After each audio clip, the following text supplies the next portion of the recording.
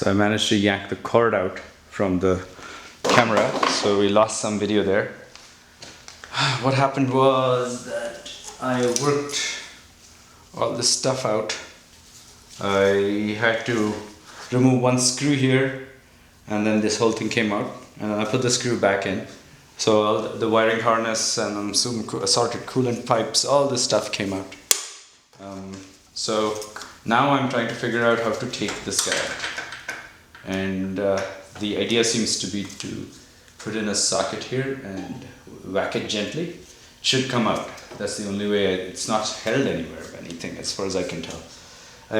In the process of doing all this, I managed to step on a socket, step on a connector, and managed to crunch it. So, which is not so great.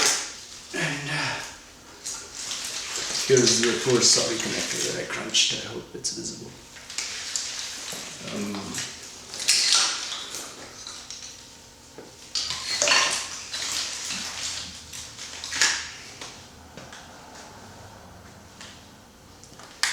And now let's see if we can do the whole socket thing. I'll have to move the camera over to the other side.